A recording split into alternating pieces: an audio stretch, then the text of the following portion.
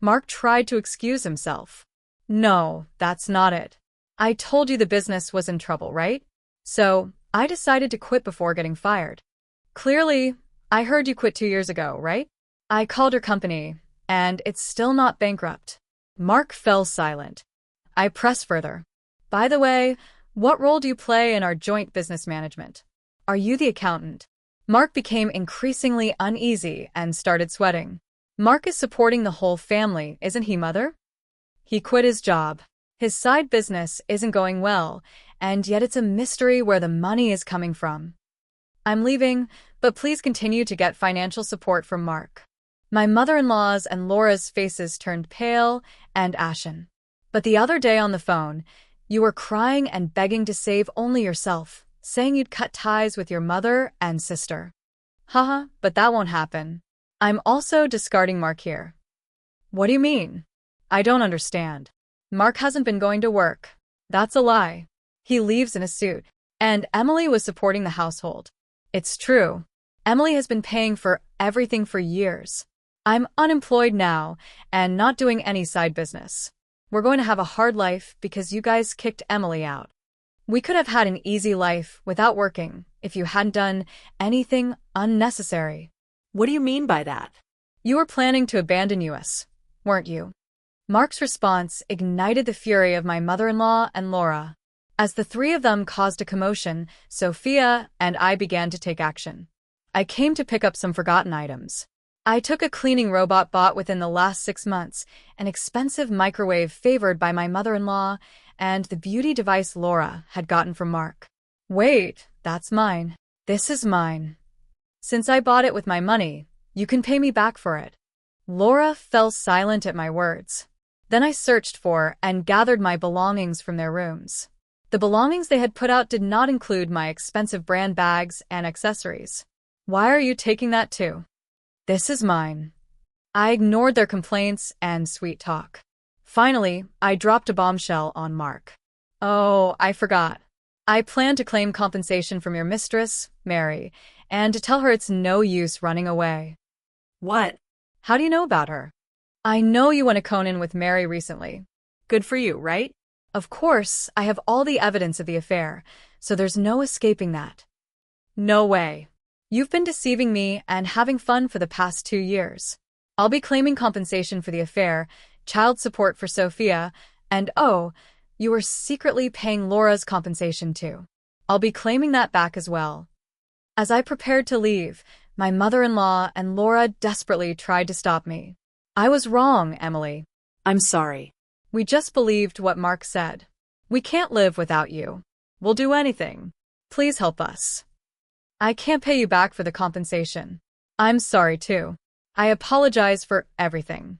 You'll forgive us, right? I couldn't help but laugh at their foolish faces. They finally realized who had been supporting their lifestyle, realizing too late that their non-blood related support was gone. Let's just ignore these people, Mom. Let's go home. Yes, that's right. Mark, you'll be hearing from the lawyer soon. Please take care of it. Leaving a dejected Mark behind, we returned home with the items we had collected. Later, my divorce with Mark was finalized, and I demanded compensation through a lawyer. I received numerous apologies and pleas for reconciliation from my mother-in-law and Laura, but I ignored them all. Surprisingly, there was still some inheritance left from Mark's father. The fact that they had been living off my money without using their own angered me again. However, the inheritance wasn't enough for the compensation, and ultimately, they had to sell the house to make a lump sum payment. Naturally, this included the compensation I had been paying for Laura. After selling the house, I don't know what became of Mark's family. I hope Mark can take care of his family, but ultimately, he will choose his path. I also claimed compensation from Mark's mistress, which led to an unexpected revelation. Through the lawyer, I informed her that Mark was unemployed and I had been supporting the family. Mark had deceived her, claiming he was an entrepreneur with a successful business. In the end, they broke up after an argument. Sophia and I moved to an apartment, and I was able to give her the room she had longed for. I don't think my 15 years were wasted, but sometimes I wonder if I should have made a decision when I started being ignored. Now, I feel happy that my home is a peaceful place. If you were in Emily's shoes and discovered your entire family was living off your income while treating you like a parasite, would you forgive them or fight back like she did? Let me know your answer in the comment box below. Before we begin, don't forget to subscribe and tell me in the comments where you're watching from. Hi, I'm Olivia. I want to tell you about my tricky relationship with my mother-in-law, Margaret. She always seemed to make things hard for me. Margaret had old-fashioned ideas and never really liked me. For a while, my husband, Ethan, and I lived far from them, so Margaret couldn't bother us much. But when Ethan got a job close to them, we had to deal with her more. I could handle Margaret's behavior because I grew up dealing with difficult people like my own parents. Luckily, Ethan's dad, Harold, was always nice to me. But the tough part was that Margaret spent time with my daughter Mia, who was 9 at the time. Mia loved her grandparents, and they were the only ones she knew well since I didn't have contact with my own parents. Even though Margaret and I had our issues, I put them aside for Mia's sake. I wanted Mia to have a good relationship with her grandparents. Ethan also cared about family a lot, so I couldn't just cut Margaret out of our lives. Mia enjoyed spending time with her grandparents, but Margaret still caused problems sometimes. Margaret kept criticizing Mia's diet, saying I wasn't feeding her right. She thought Mia needed more nuts for protein, but Mia was allergic to nuts, and even their smell made her sick. I told Margaret this many times, but she wouldn't listen. She said Mia needed to eat nuts to get over her allergy and called me a bad mom. I knew you'd say this, Margaret. We talked to the doctor, and Mia's meals are balanced. Skipping nuts won't hurt anyone, but it could make Mia really sick, I told her. Even after explaining and listening to the doctor, Margaret didn't change her mind. She thought exposing Mia to nuts would help her allergies. I was tired of arguing with her and tired of being called a bad mom. Margaret even tried to get Mia to eat nuts, but Mia knew better and always said no. Feeling more and more worried about what Margaret might do, I decided to talk to Ethan about it. I'm really concerned about leaving Mia alone with Margaret. I'm afraid she might give Mia food she's allergic to, thinking it will help her allergies, I told him. Don't worry so much, Olivia. My mom might have old-fashioned ideas, but she knows her boundaries, and Dad is always there to step in if things get out of hand. Mia loves being with her grandparents, and we can't just stop her from seeing them, Ethan said, trying to reassure me. But Margaret keeps ignoring Mia's allergies. I'm genuinely scared for Mia's safety whenever she's with them without me. We need to talk about this. I can't keep worrying like this, I insisted. Relax, Olivia. There's no need to stop Mia from seeing my parents just because of this small issue. Mia loves being with them, you know. And if you're worried about Mom, I'll talk to her. She'll listen to me, Ethan assured me. His words made sense.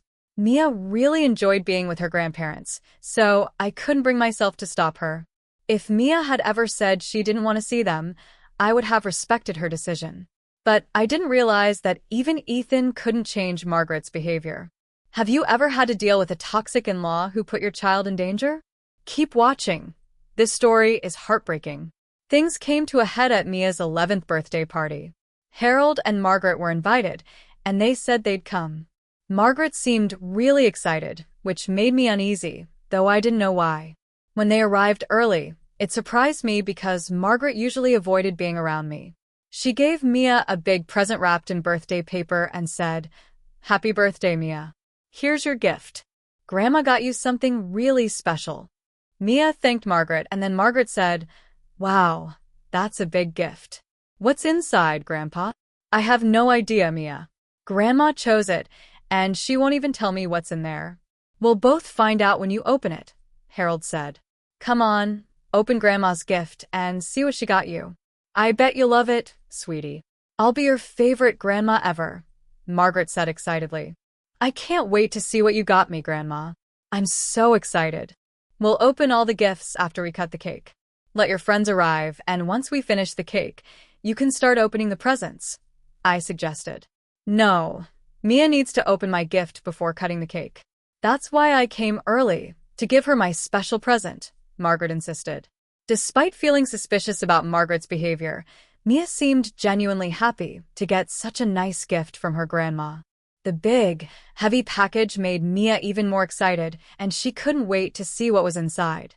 She wanted to start opening her presents once all her friends were there. I agreed to let Mia open Margaret's gift before the cake, as Margaret said it had to be done that way. I didn't want to upset Mia on her birthday, so we went along with it. But little did I know what a disaster it would turn into. Mia and her parents were let down by the one person they trusted. Margaret not only ruined Mia's birthday, but also turned everyone against her. When Mia opened the gift, she found a big cake with her name on it. She was happy for a moment, but then she passed out.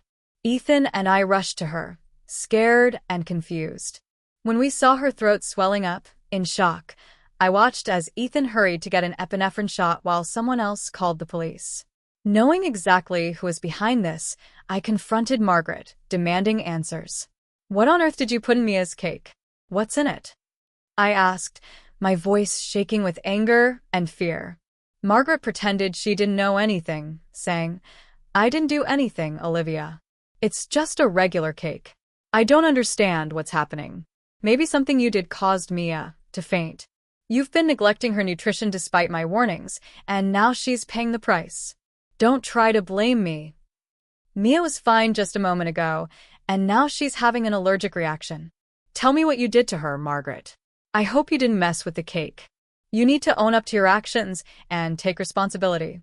Look at Mia, she's turning blue." I snapped back, ignoring Margaret's excuses, focusing solely on Mia.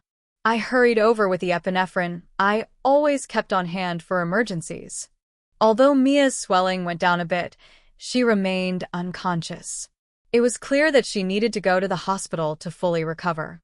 The room was filled with worry for Mia. Tears welled up in my eyes, and even Ethan looked close to crying. Margaret, who was already in tears, seemed scared. In that moment, I decided to cut open the cake to see what was inside. What I found shocked me to the core. I demanded answers from Margaret, questioning her sanity for putting nuts in the cake. "Margaret, what were you thinking? You ignored my warnings and put nuts in the cake, putting Mia's health at risk. How could you be so careless?" I only wanted to help Mia, not hurt her. I didn't like that Olivia was so strict about Mia's diet. While it's true Mia might have reactions sometimes, I thought gradually giving her nuts could help, Margaret argued. My frustration boiled over. Are you crazy? Our daughter is allergic to nuts. She could have died from this reaction. Who gave you the right to decide how to handle her allergies? Look at the mess you've made. I'm Mia's grandma, and I have the right to take care of her. She'll be fine. You're all overreacting. You're just trying to scare me for no reason. I'm sure this is all part of Olivia's plan to make me look bad. But listen, Margaret, if things go my way today, you'll be in big trouble. Right now, all I care about is Mia's health, I said firmly. Just then, the ambulance arrived with paramedics. They took care of Mia and took her to the hospital, with us following closely. The doctors told us Mia would need time to wake up and would have to stay at the hospital for a day or two. We were all overwhelmed with emotion. I broke down in the hospital, finding comfort in Ethan's arms. After calming down, I called Harold to let everyone know that Mia was no longer in danger.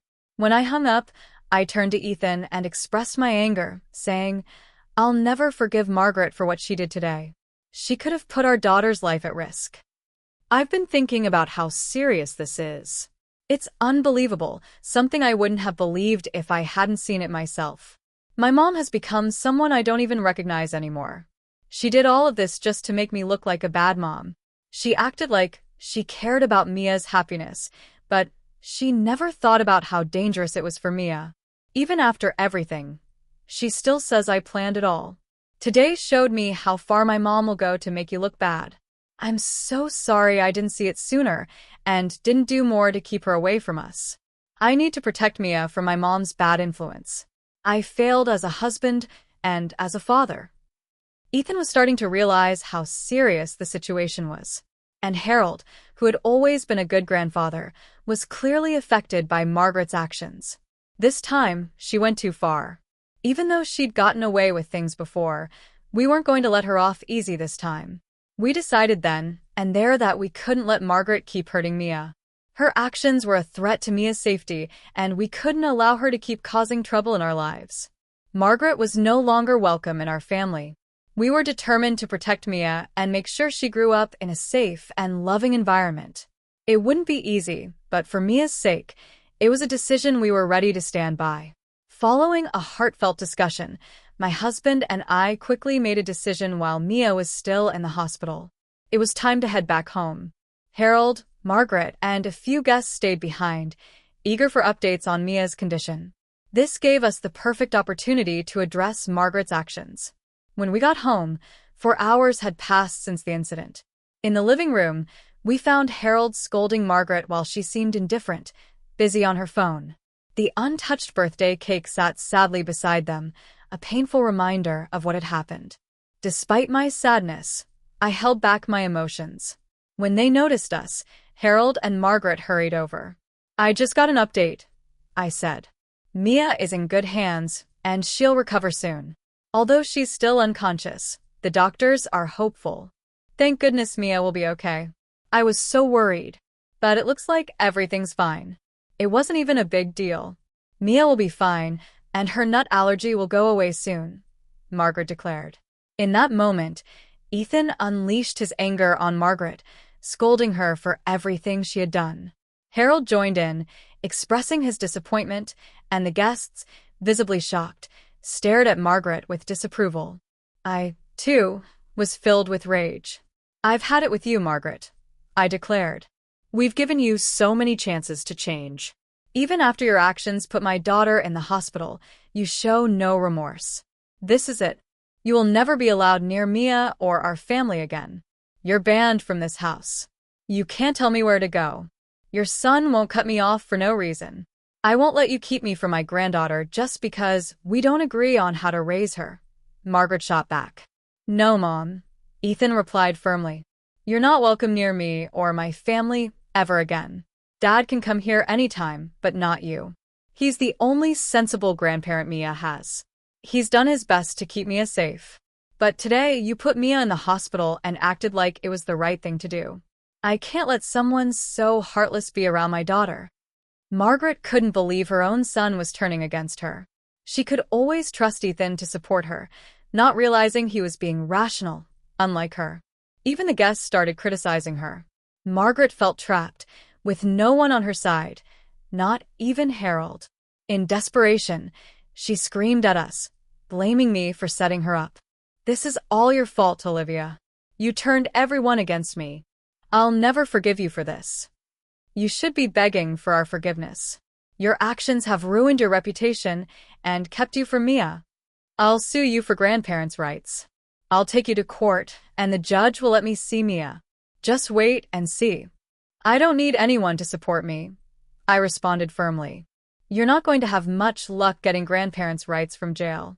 I'm sure the judge would find it pretty funny to have a criminal asking for visitation after putting her own granddaughter in danger." Margaret protested. "What are you talking about, Olivia? Why would I go to jail? I didn't do anything wrong." "Didn't do anything?" I shot back. "What you did is a crime, Margaret. You can be arrested for knowingly exposing a child to allergens. It's considered a form of poisoning. Maybe you didn't realize it, but Ethan and I did. We've already called the police on you. And look, here they come now to arrest you." Margaret, in denial, insisted. "No, you're lying. This can't be happening. You can't arrest me for this."